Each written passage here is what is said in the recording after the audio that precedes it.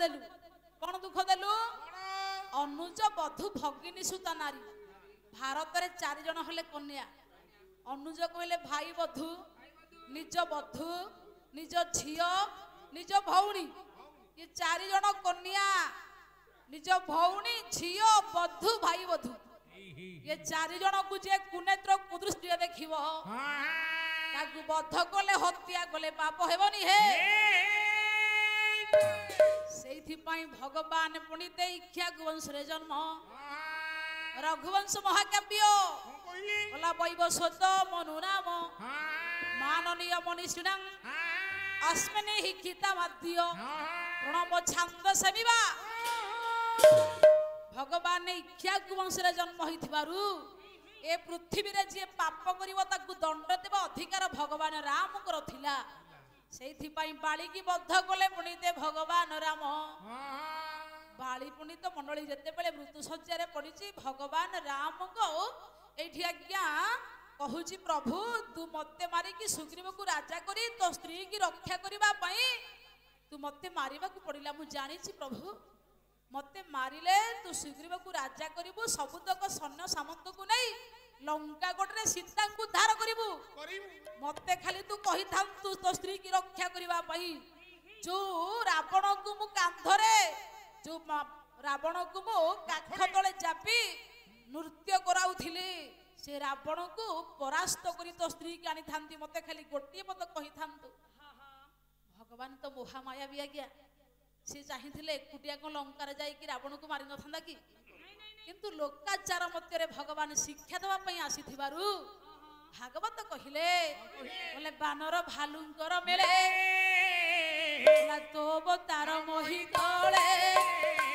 जन्म तो हर रघुवंशे राम शरीर निज अंशे सुंदर किरीटिय ग्रज ये तो पाद रेणु रे भूषित अनादि धर्म निराकार ये भवसा करू कर पार बोला तू परिपूर्ण जे ईश्वर ये स्वभावे प्रकृति रूपर बोला तू परिपूर्ण ब्रह्म राशि ये तू ए संसार मध्य बसी बोला सकल तोहर अभियान एणु तू परम ज्ञान संसार को शिक्षा देवा पई भगवान बानर भालू के एकत्र कला आ लंकार रावण को बद्ध कला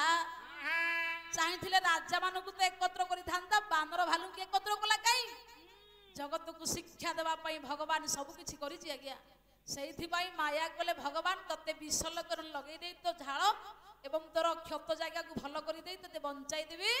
आ तू मते सहाय्य करबा को लंका को जाई रावण को बद्ध करबी बाली एठी कहूची आज्ञा कहला प्रभु तू भारी चतुर विचित्र रामायण कहले बोला बाली कहे मरण तो अवश्य ये बाली कहे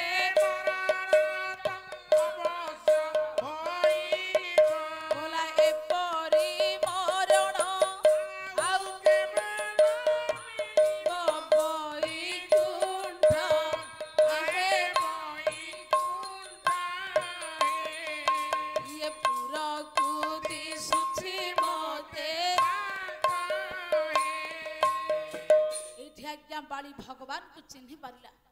बोला गोटे बाण जी मते मारी पारे से कम बड़ शक्तिशाली नुह जो रावण को काखरे जाकी मु नृत्य कराउथिली से रावण या पत्नी की हरण करी जे जो रावण को आज्ञा मु परास्त करूथिली बारंबार जो इंद्र समेत देवता को परास्त करिवार मु होउची समर्थ ये गोटे बाण रे मते मारिची माने कम बड़ आसामी नुह राम सेथि पई एठी रामकर महिमा बाली पणिते प्रकाश कला ला प्रभु मरी भी तो दिन हेले मु कोन बंची की रहिबी की आज्ञा सत्य युग रे मनीष मानक आयुष होउची 10 लाख वर्ष त्रेता रे लाख वर्ष द्वापर 10,000 कली रे 120 आज्ञा जहा कर्म को नहीं किए पुणिते केतने बंचुची किंतु आयुष 120 कली युग रे किंतु बाली कहूची प्रभु आयुष तो पूर्ण होले दिन मरिबी ना मुको बंची की रहिबी की किंतु राम बाण रे आको मरि परिबी मोला बेले राम को आ देखि परिबी एमिति मरण मते होईची माने मु होउची महाभाग्यवान मनीष प्रभु राम मणरे मरिबा मनीषर भाग्य थिले मिले मु तते मरला बेले देखुची एई होची मो परम भाग्य मते बैकुंठ को बाट देखा जाउची मु आ बंचिबा को चाहुनी सेतिकी बेले मागिला बर पुणीते बाली कहला प्रभु मरिबी जे गला बेले गोटिए पद मोर स्वीकार करे ए जन्म रे तू मते बिना सकलु आ सुग्रीव को बंचैलो मु हेउची इंद्र पुओ सी हेला सूर्य पुओ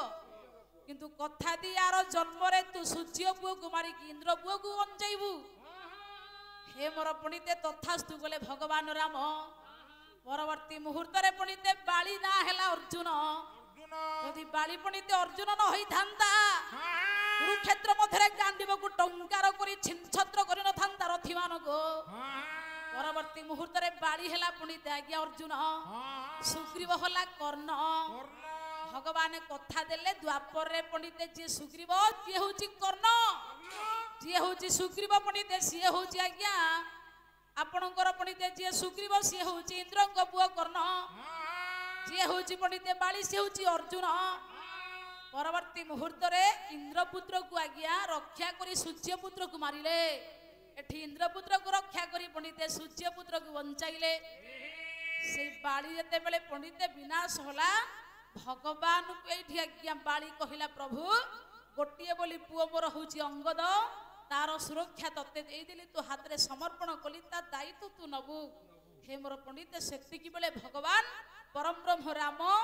अंगद को आज्ञा कथा देले तो बापा अंते तमे हब युवराज आउ पुणीते बाली की निर्वाण कले मुक्ति कले भगवान बैकुंठ को पठाइले सेइथि पई आपनक शास्त्र विचित्र रामायण कहिले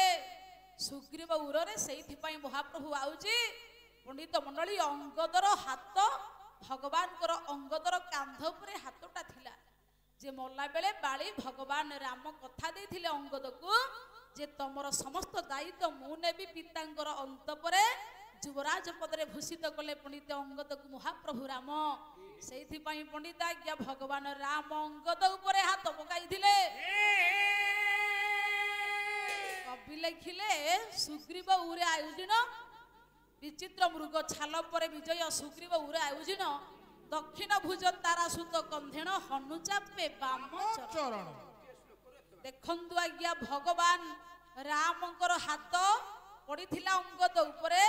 आ सेतिकी बेले प्रभुंकर पाद को सेवा करुथिले वीर बजरंग बाली को पाद को ना बाम पाद को काहे कि चिपिले काहे कि बाम पाद और दक्षिण पाद भाग हो जाइथिला आज्ञा भगवान कर बाम पाद सेवा करुथिले मा जानकी दक्षिण पाद को सेवा करुथिला आज्ञा वीर लक्ष्मण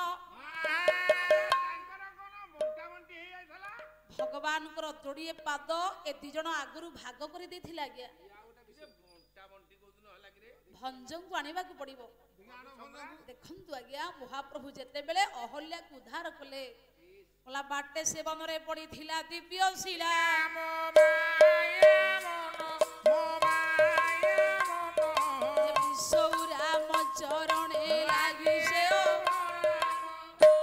बाटरे बनरे पणिते पड़ी थिला ज्ञान दिव्य शिला जो अहल्यांकर अभिशाप करिथिले जो ऋषि गौतम सूर्य आ इंद्रंकर पंडित मंडली कुकर्मरे तांकर जो परिवार हो जाइथिला छारखार सेई भगवान राम जते बेले जाउथिले गंगा पार होई जते बेले मिथिला को यात्रा करुथिले बाटरे पंडिते दिव्य शिला मा अहल्यांकर प्रस्तर निर्मित देहटा पड़िथिला भगवान कर पाद रज कहिले पादर धूली बाजी पंडित गोटे पत्थर नारी ही गला गया सेइथि पई चारि जुगरे भगवान कर चारि जण पदरज पाइथिले केसे सत्य रे पाइथिले पदरज पाइले पंडिते बळी पादर कठाउ पाइले प्रहलाद